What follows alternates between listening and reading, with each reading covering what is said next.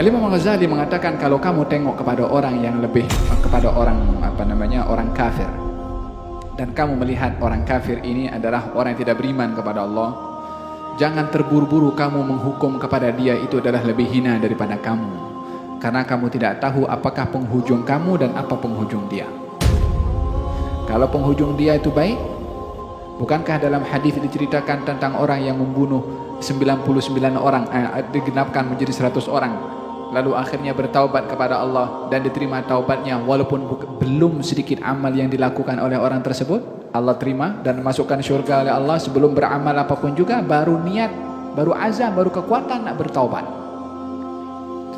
Bukankah di zaman Nabi Musa ada seorang yang alim, seorang yang doanya mustajab, seorang yang disanjung, tapi pada penghujungnya adalah digambarkan oleh Allah Subhanahu wa taala sebagai ulama usu? Sebenarnya As bin Ba'ura orangnya saleh, zahirnya penghujungnya adalah nasibnya tidak baik, wal iyadu billah. Idzan kalau melihat orang kafir, jangan terburu-buru menilai kita lebih baik daripada dia sebelum penghujung yang menentukan. Saya tak tahu penghujung saya apa dan penghujung dia apa.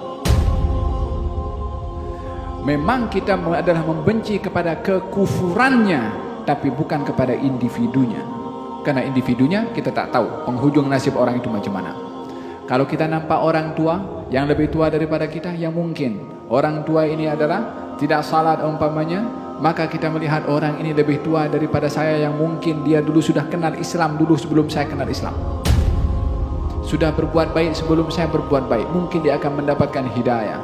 Kalau kepada orang yang lebih muda umpamanya, yang kita anggap dia lebih hina, kita lihat kita lebih dulu berbuat dosa sebelum dia berbuat dosa. Tengok sentiasa kekurangan diri dan kelebihan yang ada pada orang, maka baru kita akan melihat kalau diri kita itu memasuki pintu tawadhu. Tapi selagi masih kita mempertahankan kita punya ego, dan ini bukan perkara, ini ego, dia macam gunung yang kuat ada di kepala dan juga di dada setiap orang, yang setiap orang mau dihormati dan akan tercabar emosi marah kalau orang tidak hormat kepadanya. Fahim tom? Kata Abu Yazid Al-Bustami, orang itu dikatakan tawadhu kalau tengok dirinya tak ada nilai.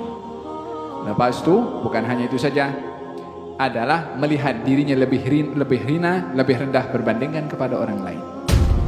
Kata baginda Rasulullah ketika mengajarkan tentang tawadhu, rubba ash'ath aghbar madfu' bil abwab law aqsam 'ala Allah la abarrah.